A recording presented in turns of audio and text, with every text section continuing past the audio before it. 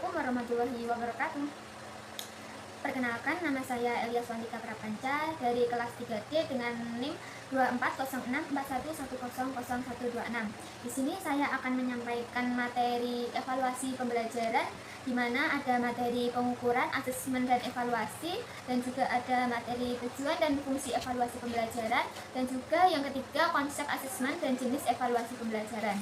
Yang pertama, materi pengukuran, asesmen dan evaluasi. Yang pertama, pengukuran. Apa sih itu pengukuran? Pengukuran adalah suatu proses pengumpulan data melalui pengamatan empiris untuk mengumpulkan informasi yang relevan dengan tujuan yang telah ditentukan. Tujuan dari pengukuran ini yaitu untuk mengetahui sejauh mana peserta didik telah mencapai tujuan pembelajaran dalam bentuk angka, skor, maupun nilai. Yang kedua, memberikan data objektif yang dapat digunakan dalam asesmen dan juga evaluasi. Tujuan yang ketiga yaitu menjadi dasar dalam pengambilan keputusan pendidikan, misalnya menentukan siswa yang memerlukan bantuan tambahan. Karakteristik dari pengukuran sendiri yaitu bersifat kuantitatif atau hasilnya nanti berupa angka ataupun nilai. Terus berbasis instrumen seperti tes, skala, angka, dan hasilnya berupa skor atau angka maupun nilai. Contoh dari pengukuran ini yaitu guru memberikan ujian matematika. Nah, seseorang siswa itu mendapatkan nilai 80 dan angka tersebut merupakan hasil dari pengukuran itu. Selanjutnya ada asesmen. Asesmen yaitu merupakan proses sistematis dalam mengumpulkan, menganalisis, dan menginterpretasi informasi tentang capaian pembelajaran siswa untuk memahami sejauh mana tujuan pembelajaran tercapai.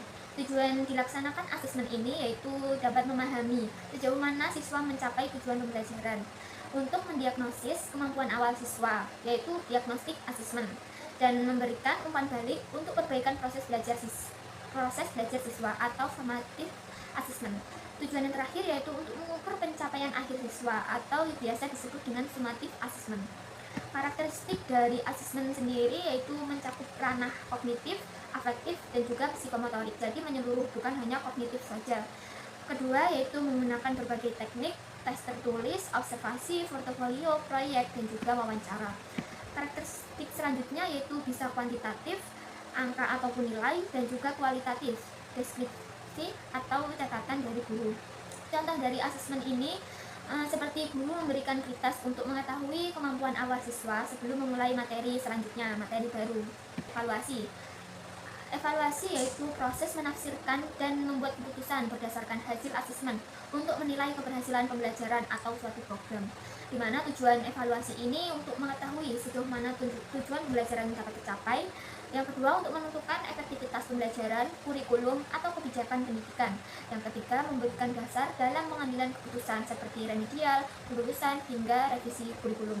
Karakteristik dari evaluasi ini didasarkan dari hasil pengukuran dan juga didasarkan dari hasil pengamatan dan juga wawancara.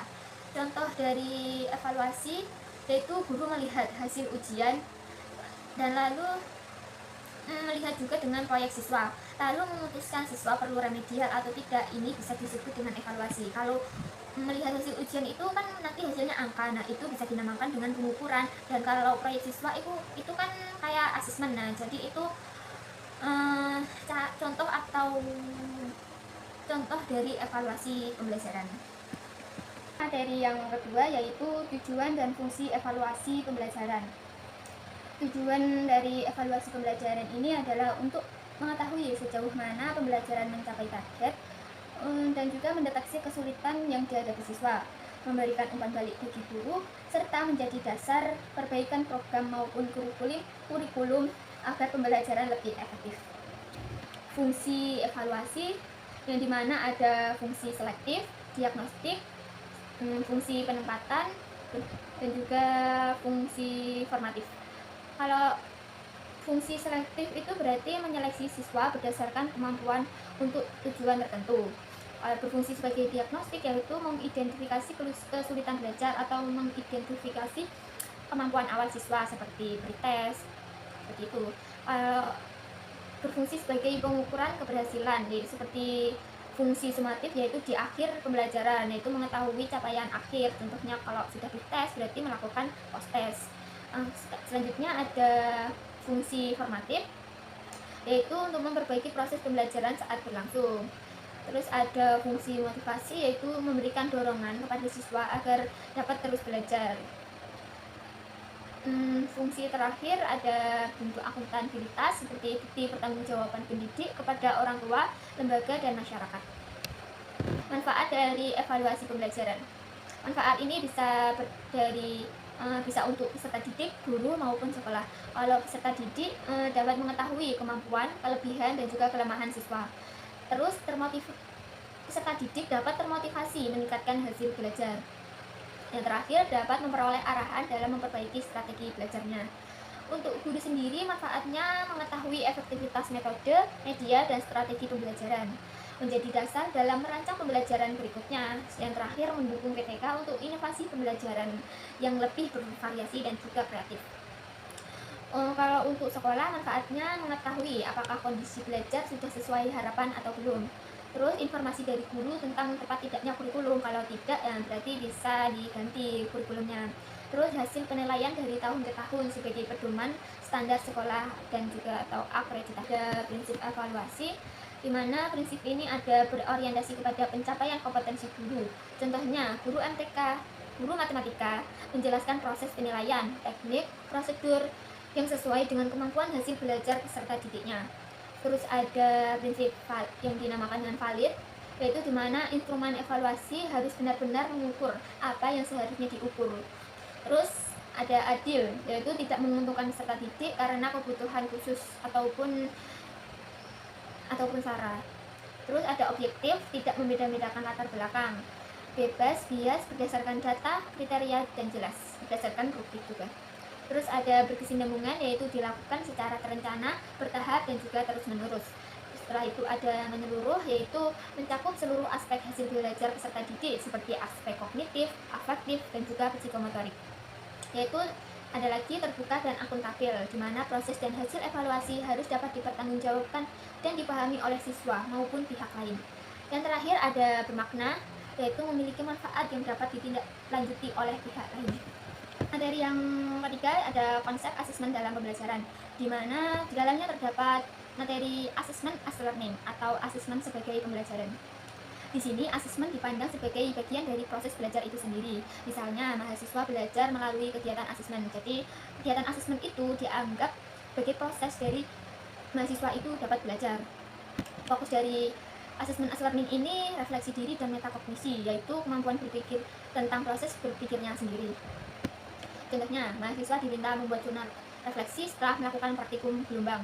Lalu mahasiswa itu menuliskan apa yang dipahami, kesulitan yang dialami, dan juga bagaimana cara mengatasinya. Jadi mahasiswa itu belajar dari apa yang telah dibuat sebelumnya. Ada assessment for learning, yaitu asesmen untuk pembelajaran. Di sini asesmen dilakukan untuk membantu dosen atau guru dan mahasiswa untuk memperbaiki proses pembelajaran. Fokusnya pada memberikan umpan balik atau feedback agar siswa atau mahasiswanya ini bisa belajar lebih baik lagi. Contohnya, dosen memberikan kuis singkat di tengah perkuliahan, lalu membahas jawaban agar mahasiswa tahu konsep mana yang masih salah. Setelah itu, mahasiswa diminta presentasi singkat tentang industri elektromagnetik, kemudian dosen memberikan komentar untuk meluruskan miskonsepsi yang salah. Lalu ada assessment of learning, yaitu dimana asesmen tentang hasil belajar, di mana asesmen ini dilakukan untuk menilai pencapaian hasil belajar setelah suatu periode selesai. Fokus dari assessment of learning ini yaitu untuk menentukan capaian kompetensi, biasanya dalam bentuk nilai atau sertifikasi. Contoh dari assessment of learning ini, ujian akhir semester mata kuliah fisika dasar untuk menilai penguasaan mahasiswa terhadap konsep listrik dan juga magnet. Terus hasil akhirnya ini berupa laporan praktikum akhir yang dinilai dengan rubrik. Setelah itu ada jenis evaluasi pembelajaran. Jenis evaluasi pembelajaran ini beragam, ada diagnostik, formatif, somatif, dan juga penempatan. Jenis evaluasi diagnostik yaitu dilakukan sebelum pembelajaran dimulai. Tujuannya untuk mengetahui kemampuan awal, gaya belajar, dan kesulitan yang mungkin dialami siswa. Evaluasi ini penting agar guru dapat menyesuaikan strategi mengajar dengan kebutuhan siswa yang berbeda-beda. Contoh dari evaluasi diagnostik ini seperti dites, wawancara awal, atau observasi sebelum materi yang diajarkan. Selanjutnya ada evaluasi formatif, di mana dilaksanakan selama proses pembelajaran berlangsung. Tujuan dari evaluasi formatif ini untuk memantau perkembangan siswa dan memberikan umpan balik yang dapat membantu perbaikan proses belajar. Evaluasi formatif memberi data yang bisa dijadikan acuan guru untuk memperbaiki metode atau media pembelajaran. Contoh dari evaluasi formatif ini bisa kuis mingguan, diskusi di kelas, atau catatan observasi guru.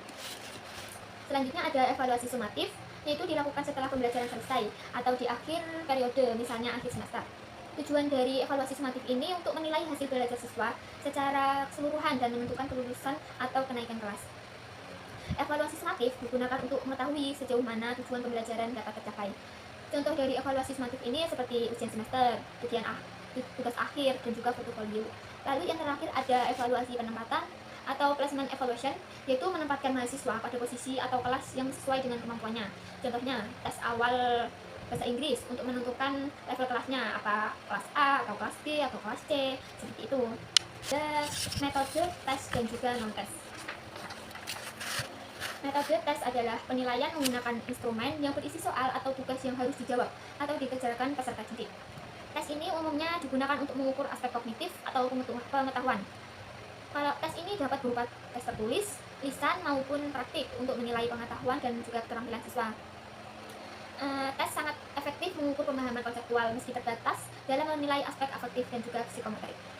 Jenis dari metode tes ini ada tes tertulis, tes praktik, dan juga tes proyek atau produk. Di mana tes tertulis ini seperti ujian akhir semester dengan soal pilihan ganda dan juga esai. Kalau tes lisan, guru memberikan pertanyaan langsung, misalnya dalam ulangan harian, secara lisan, dan kuis singkat di tengah pembelajaran. Kalau tes praktik ini seperti praktikum IPA di laboratorium, jadi siswa itu melakukan eksperimen sederhana. Lalu tes proyek atau produk, yaitu siswa membuat laporan penelitian sederhana, bisa berupa poster atau video edukasi. Lalu selanjutnya ada metode non-tes. Metode non-tes adalah penilaian tanpa menggunakan soal ujian, tetapi melalui observasi atau refleksi. Non-tes lebih tepat digunakan untuk menilai aspek afektif, yaitu sikap dan juga nilai, dan juga psikomotorik, yaitu keterampilan. Metode non-tes ini meliputi observasi, wawancara, kuesioner, studi kasus, hingga sosiometri. Metode non-tes ini memberikan gambaran lebih holistik tentang perkembangan siswa, terutama dalam pembentukan karakter. Jenis dari metode non-tes ini seperti yang pertama ada observasi, seperti guru mengamati keaktifan siswa dalam diskusi atau kerja kelompok. Yang kedua ada wawancara, yaitu guru mewawancarai siswa untuk mengetahui pemahaman konsep sulit atau alasan mengerjakan tugas dengan cara tertentu. Yang ketiga ada angket atau kuesioner, yaitu siswa mengisi angket tentang minat belajar IPA atau motivasi belajar daring. Terus ada portofolio, di mana kumpulan kerja siswa seperti esai, gambar, laporan eksperimen, atau hasil proyek yang dikumpulkan selama 1 semester.